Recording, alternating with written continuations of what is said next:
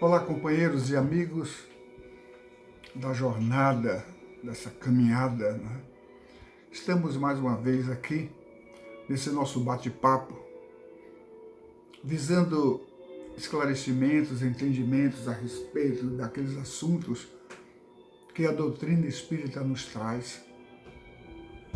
São conselhos e orientações maravilhosas que visam ajudar a cada um de nós na sua caminhada, nos seus desafios, nas suas lutas diárias.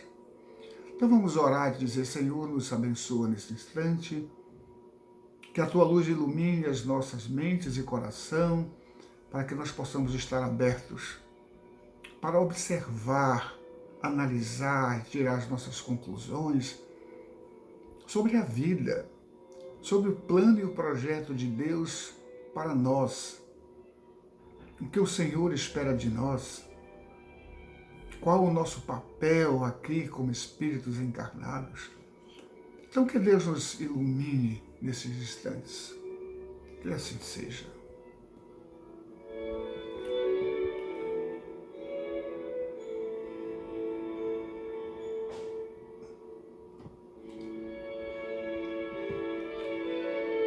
Meus irmãos, nós estamos lendo o Livro dos Espíritos, o livro número 4, que fala sobre esperanças e consolações.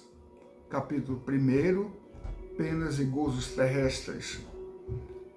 O item desgosto da vida e o suicídio.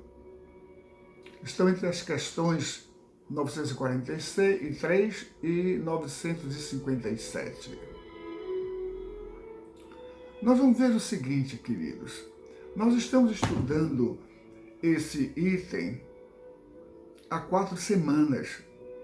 E dado o número de questões levantadas, bem como as suas complexidades, a espiritualidade responde às perguntas relativas a várias situações e que envolve esse tema que é o desgosto pela vida e pelo suicídio.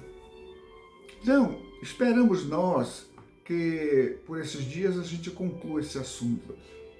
Volto a lembrar, esse assunto tem sido debatido um pouco mais, dada a sua importância em que os nossos irmãos vivem nos seus dramas diários, e não são poucos. Por isso a espiritualidade alongou-se nas perguntas do Kardec e nas respostas que elas davam, para que nós pudéssemos tirar todas as dúvidas e as circunstâncias em que se davam e que se dão o desgosto pela vida e, consequentemente, o suicídio. Na semana passada, uma pessoa nos fez uma pergunta muito interessante, que por acaso ela está relacionada com as questões 532 a 532b. E nós então gostaríamos de voltar a esse assunto, a essas perguntas, para dirimir as dúvidas que por acaso algumas pessoas tenham. Quero aqui aproveitar para dizer, se algum dos nossos queridos tiver alguma dúvida, quiserem fazer alguma pergunta, os nossos canais de WhatsApp estão disponíveis. É só acessar para poder fazer a sua pergunta e, à medida do possível, nós vamos buscar as respostas. Quero lembrar também que ao final desse vídeo tem lá aquelas opções, né, do joinha, em que você, né, dando ali a sua opinião, você dando a sua joinha, vai nos ajudar muito no conhecimento de que como nós estamos avançando, né? E o próprio, na sua inscrição, o próprio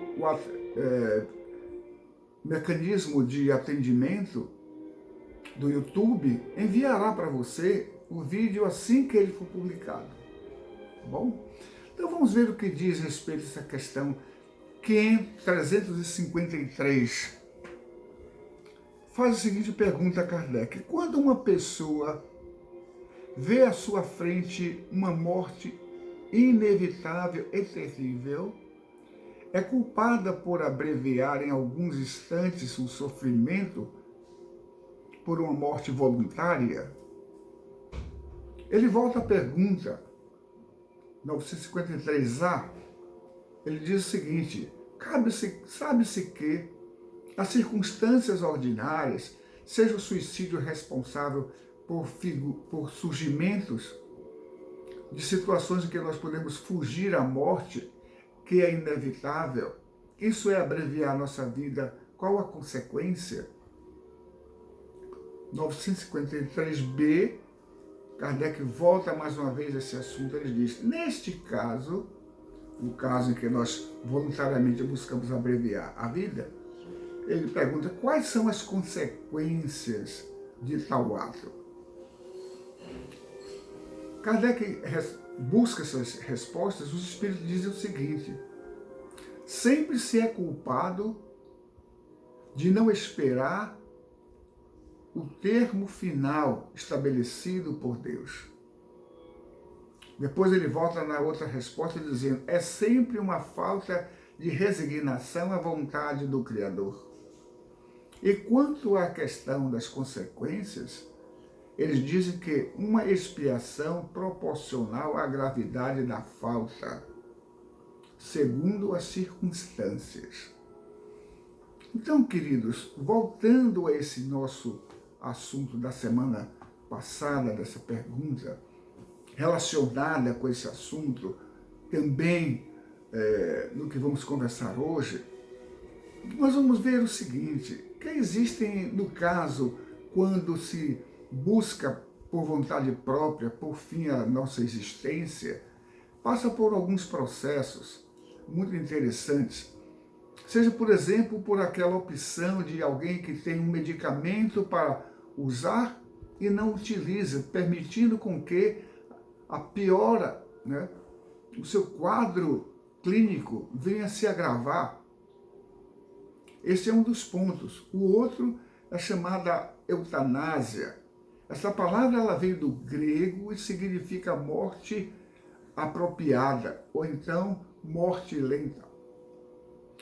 De um modo geral, entende-se por eutanásia quando uma pessoa causa deliberadamente a sua morte ou a morte de outro. Como nossa formação ela é em economia e não em medicina, nós tivemos então que buscar respostas a esse respeito, trabalhando algumas informações que nós encontramos. E encontramos alguns artigos da área médica que tratam desse assunto. Então verificamos ali que eles tratam de 4 pontos interessantes: a chamada morte medicalmente assistida, o suicídio assistido, a ortotanásia e a distanásia. Então, chamada morte medicalmente assistida, ele é descrito como um ato em que leva o doente à morte por sua própria vontade através de um profissional de saúde. O suicídio assistido é quando o próprio doente toma os fármacos letais para pôr fim à sua existência. A ortotanásia, termo usado pelos médicos para definir a morte natural sem interferência da ciência, permitindo uma morte sem sofrimento, ou o não prolongamento artificial do processo natural da morte. Por exemplo, no Brasil, a ortotanásia ela é permitida, mas não é regulamentada. E a distanásia é o adiantamento de forma artificial à morte de um doente que se encontra em fase terminal com recursos e tratamentos médicos. Então, a eutanásia no Brasil, ela não é lícita.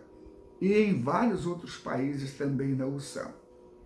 Mas vamos então, após essa breve explicação a respeito dos mecanismos que nós, seres humanos, dispomos para abreviar a nossa passagem nesse plano, a questão 955, que seria a questão inicial do nosso assunto a partir de agora. Então vamos ver o que é que a espiritualidade nos traz, o que é que o codificador pergunta.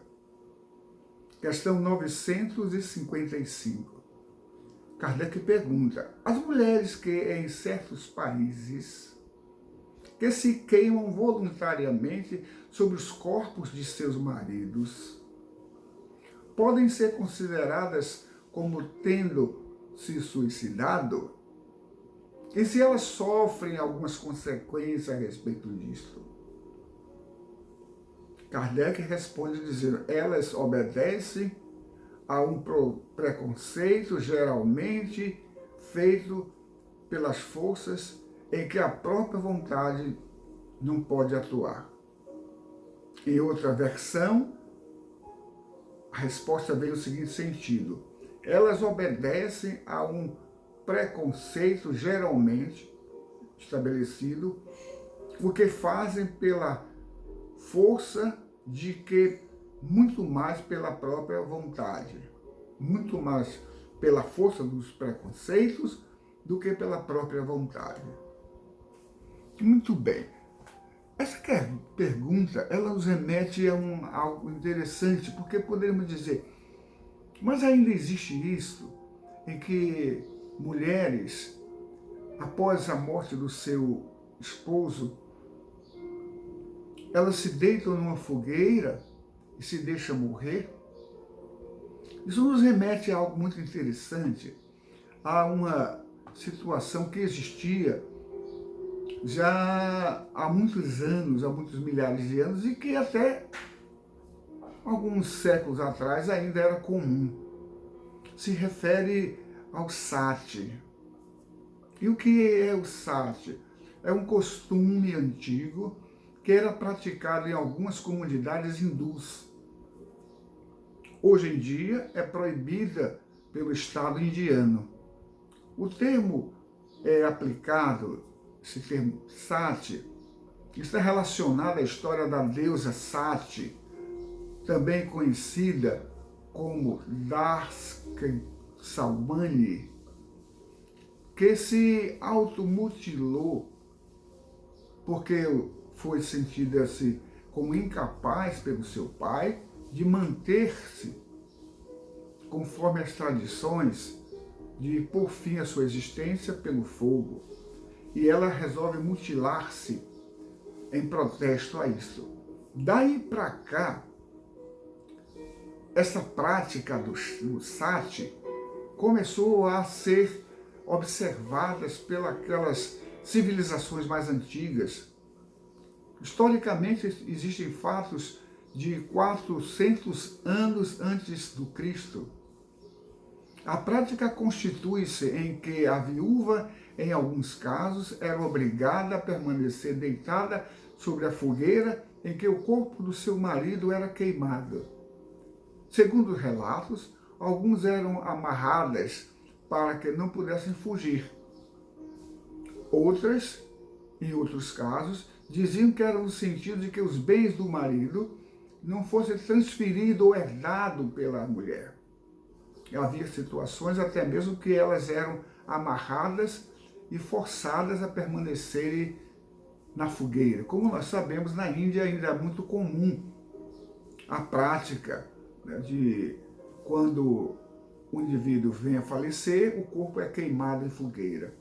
Então essa prática do sati, até agora, ela já não mais é permitida pelo governo. Por isso que Kardec faz essa pergunta, ainda se referindo àquela prática que existia um tempo atrás. Kardec vem com essa pergunta aos espíritos, dizendo que nesses casos que as mulheres se deixam morrer na fogueira por causa do amor, da dedicação, da tradição, seja lá o que fosse, pelos seus maridos, Kardec faz a pergunta, os espíritos falam claramente, dizendo, elas obedecem a um preconceito e geralmente o fazem mais pela força do que pela própria vontade. Então havia casos mesmo que elas eram forçadas, né, a deitar-se numa fogueira e morrer também junto com o marido. Por isso Kardec pergunta, nesses casos que essas mulheres, elas desencarnavam na fogueira sobre o corpo do seu esposo, nesses casos, isso é um suicídio?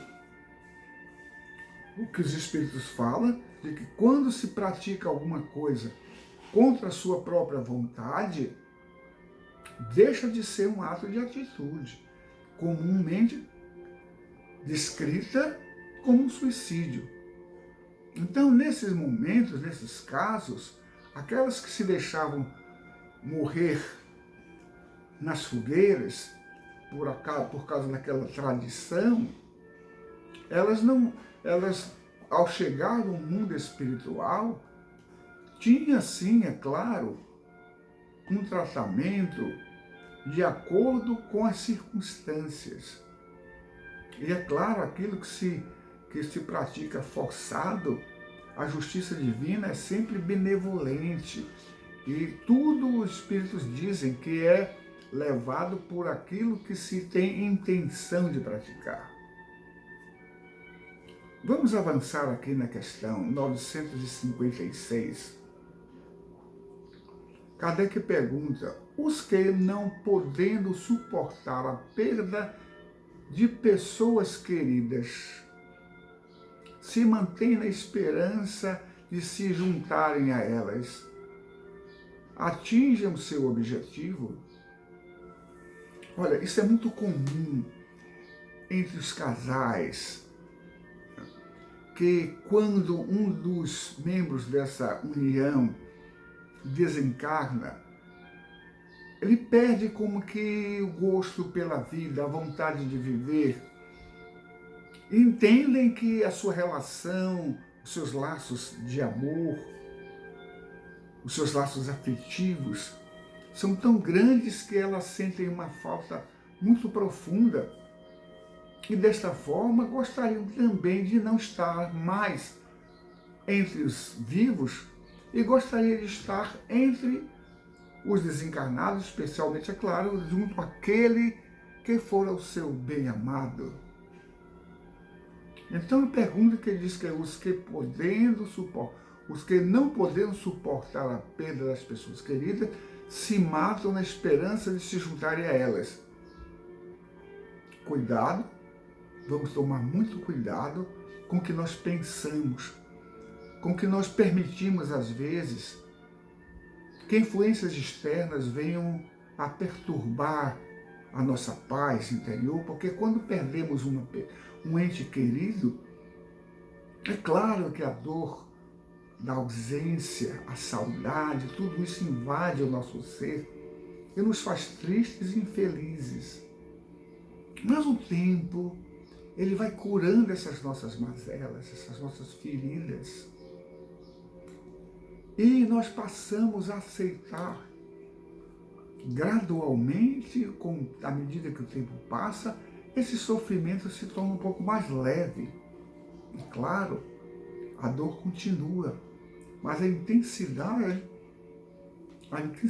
do sofrimento, ela não é tanto quanto era no momento. Os Espíritos respondem a Kardec dizendo, o resultado para elas é bastante diverso do que esperam, pois em vez de se unirem a um objeto da sua afeição, dele se afasta por mais tempo, porque Deus não pode recompensar um ato de covardia e insulto às suas leis, que lhe é lançado com a dúvida quanto à sua atitude na previdência. Então, meus irmãos, quando alguém se deixa morrer, vamos dizer assim, em função do desejo de estar com aquele que já partiu, a espiritualidade nos fala que é algo muito sério, que quando se pensa em estar juntos, aí que vai estar afastado. Porque digamos que um determinado indivíduo era uma pessoa de bem, um homem de bem, praticante do amor, da caridade, da bondade divina, uma pessoa equilibrada, um homem de bem. E a outra pessoa que estava relacionada a essa pessoa por vínculos afetivos, quando percebe que está só, quando sente que está só, e que aquele que era o objeto da sua devoção, do amor, do compartilhamento da vida, quando se vê só, deseja estar junto com o outro. E isso não é algo tão grave. O mais grave está no fato de lançar mão de artifícios que vêm abreviar a sua existência. Existem relatos de que algumas pessoas tomaram veneno para perder a vida logo após a partida de um ente querido. São vários casos. Eu estive lendo e na literatura jornalística encontrei vários casos em que uma pessoa entrou num processo de desespero tão grande que buscou a própria morte para estar junto com o outro.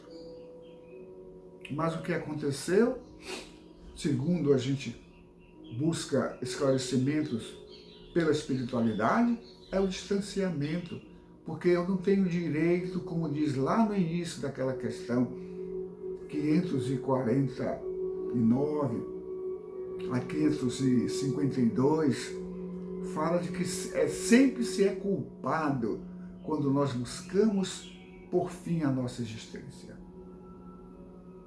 Então, meus queridos, vamos ter isso bem em mente.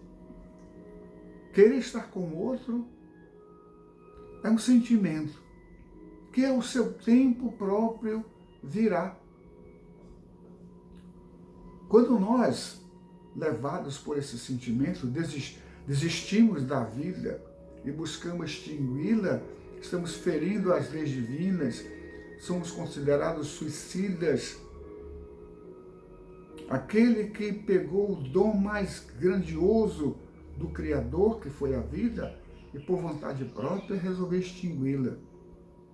Então as leis divinas falam que sempre se é culpado quando se põe fim à própria existência. Questão 957, finalizando esse item, Kardec pergunta: quais são, em geral, as consequências do suicídio sobre o estado do espírito? Agora nós vamos entrar nessa questão da consequência. O que acontece com o espírito que põe fim à sua própria existência material? A espiritualidade responde. Gostaria que você ficasse bem atento, porque esse é o desfecho de todo esse item que nós estamos trabalhando há algumas semanas, tá bom? Ele diz o seguinte: as consequências do suicídio são as mais diversas. Não há penalidade fixada em todos os casos. Elas são sempre relativas às causas que o produziram. Então não é igual o suicídio de A ou de B, nem sempre todos eles têm a mesma conotação, têm a mesma destinação, a mesma forma de julgamento diante das leis de Deus. Então ele diz, mas uma consequência a que o suicida não pode escapar é o desapontamento, quando percebe de que estando no mundo espiritual ainda permanece vivo. É uma grande decepção. Aquele que pensa que pôs fim à sua existência se depara numa vida nova, sabendo que ainda a sua mente funciona, sabendo ainda de que todo o entorno que o levou aquela prática permanece em uma situação de tormento profundo. Mas vamos ver o que diz mais a espiritualidade. De resto, a sorte não é a mesma para todos. Diz mais, dependendo das circunstâncias. Lembra que nós lemos aquelas 4 pontos sobre o suicídio, né? Sobre a eutanásia, aqueles 4 pontos focados ali? Lembra? Naquela situação, cada caso é um caso, há uma diversificação de situações ali. Então ele diz, decorre da situação, né, em que se deu, dependendo das circunstâncias.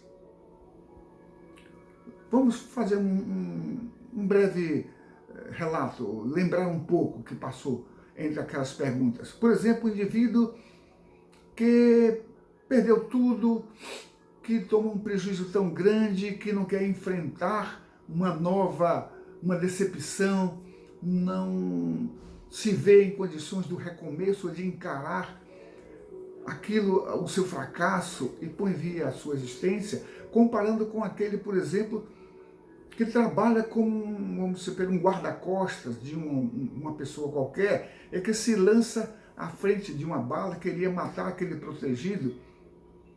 Aquele que se deixou morrer, ele foi vítima de uma situação em que ele não buscou a morte. Claro que os riscos existiam, mas ele não buscou a sua própria morte. Ele não elaborou, ele não pensou, ele não estruturou a sua morte. É diferente daquele que resolve tomar um veneno e por fim a sua existência, simplesmente porque acha que o peso está tão grande que ele não suporta aguentar. Não quero aqui minimizar de forma alguma o sofrimento de ninguém. Até porque a espiritualidade nos fala de que a situação psicológica do indivíduo que põe fim à sua própria existência não é algo tão simples assim. É um desequilíbrio tão grande, um tormento tão grande que às vezes o indivíduo não consegue suportar. Perde a esperança, a confiança e a fé em Deus. Mas vamos seguir aqui o que a espiritualidade diz. De sorte, ele diz aqui, o resto, ele diz, a sorte não é a mesma para todos, dependendo das circunstâncias. Alguns espiam sua falta imediatamente. Outros, uma nova existência, que será pior do que aquela cujo curso ele interrompeu. Então, há pessoas que, pela misericórdia divina, é amparada profundamente, é socorrida e permanece por um tempo ainda nas câmaras de reflexão, às vezes até por anos, se refazendo, se reorganizando mentalmente, psicologicamente, tomando ciência da sua nova existência como ser desta feita no mundo espiritual. Mas há aqueles pobres infelizes que se juntam aos outros também infelizes e vão aos vales, chamados vales dos suicidas, onde o tormento, a dor, o arrependimento são os grandes acusadores, onde o sentimento da falta de fé, da confiança em Deus, no futuro, das coisas que poderiam ser modificadas, quem sabe, não é? Então, meus irmãos, é isso que nós queríamos concluir esse assunto de hoje, dizendo que se você conhece alguém com esse pensamento, busca auxiliá-lo. E você que está atormentado, com desejo de desfazer-se da vida, busque ajuda. Abra o seu coração. Procure auxílio. Esse auxílio sempre virá. Deus é misericordioso e socorre todos os seus filhos em todas as circunstâncias, todas as situações. Não há situação em que Deus não se faça presente. Concluímos então com as palavras da espiritualidade de Emmanuel, que diz assim: não nos é lícito esquecer que os suicidas na espiritualidade não são órfãos da misericórdia divina.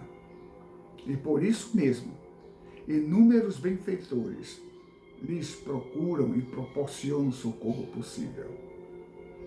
Não nos é lícito esquecer que os suicidas na espiritualidade não são órfãos da misericórdia divina. E por isso mesmo, inúmeros benfeitores lhes proporcionam um socorro possível. Ninguém é órfão no mundo espiritual. Deus sempre busca, com a sua mão estendida, os seus benfeitores, os seus auxiliares, para nos ajudar, nos consolar e nos fazer pensar na misericórdia divina que está sempre presente. Deus te ama, Deus quer o seu bem. Tenha fé, tenhamos fé e esperança, que sempre as portas se abrirão para nós. Que assim seja.